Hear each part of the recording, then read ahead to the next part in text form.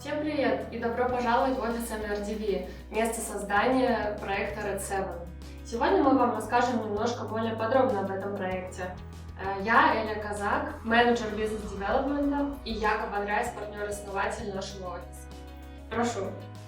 Hi, Elia. Hi, Jakov. In our red space. Yes.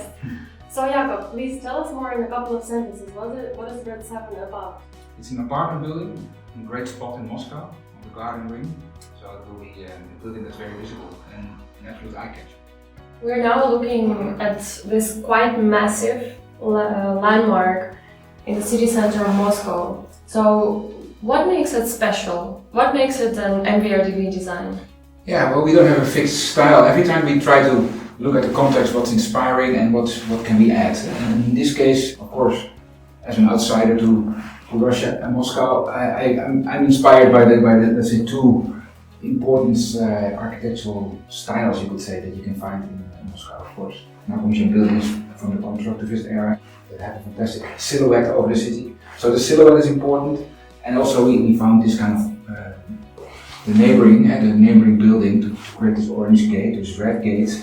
It happened to be the name of the metro station here, and when we heard that we have to make it red, and it really makes sense. So this is actually an important road leading to the center, giving a red gate, and the metro station is there.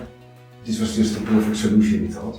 Yeah, no, this relationship is of course quite beautiful, but I also think that in terms of the program around the area, we hardly see any residential buildings around. So indeed, the RED7 adds to that as well. Yeah, I think it's important in the cities when you see after dark activities sometimes are less, with not many apartments in the center. I think it's important that you have mixed-use neighborhoods, and in this case, inside the building, there's also different functions, and it will probably add to the liveliness of the area. So, Jakov, just imagine that you're a normal Moscowite. How do you experience that building in your daily life?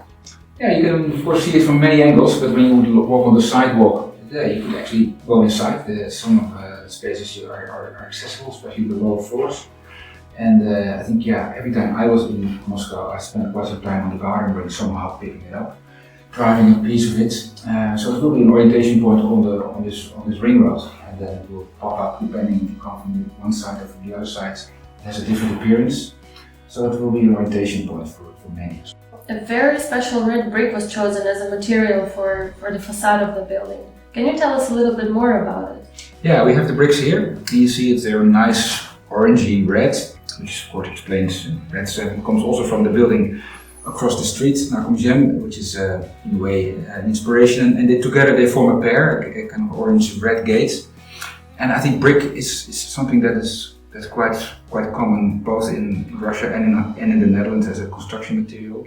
And what is nice about it that you can really make each time when there's a possibility specific brick, so you can have a personalized, let's say, material, and it's something that's lasting and something that, especially in this one where it's slightly glazed, it will keep the color and the shininess. So two of them where we have this was a bit more matte.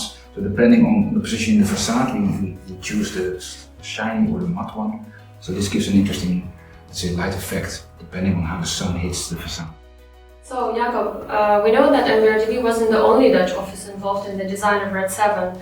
A very famous interior designer and product designer Sabin Marselis was also part of it. How was the collaboration? Yeah, really nice. Sabin is from Rotterdam as well, and we never actually worked together, so it was a great opportunity to work in Moscow on the same project, and it's exciting to share, let's say, experiences. And I think she really will add a certain level of sophistication that we as architects don't have. So that's, I think, really happy to see and curious what comes out. Yeah, indeed. And of course, the construction is underway. So how do you feel about it as an architect whose project is being realized? Each time it's super exciting when a new building comes out of the ground, and of course it's hard to go there now. Luckily there's a webcam, but still, it's exciting to see progress being made. Even though it's super cold right now, there's still keep on going. I'm really impressed by it. Yeah, so we know that of course the mocap is being in place right now, so maybe we have a chance to see that once. Absolutely. Now the colors stand out even on the and sometimes foggy weather, it will be an orientation point for the city. Well, so as an architect and author of that building, if you were to buy an apartment there, which one would you choose? Well, it's hard to choose. More than 250 apartments, and but you know, I actually have it here. So either it's nice to have something at the corner with a great view to the crossing, or a bit higher up, not on the top, but maybe with a small balcony, enjoying the view. Of course, there's some really nice ones as well with big terraces. But I would say I'm also quite happy seeing urban life there on the corner. Yeah. The life of busy Moscow street. Absolutely, it never stops. I've seen it on this webcam again. Yeah. There's no silence there. Wonderful. Yeah. Well, thank you very much for sharing your thoughts with us. Good. Я очень надеюсь, что сегодня вы узнали чуть больше о нашем проекте RED7 и о том огромном красном здании, которое сейчас строится на Садовом кольце. Кстати, это здание будет готово уже к 4-му кварталу 2022 года, поэтому мы с удовольствием ждем вас на его открытии. Спасибо за внимание.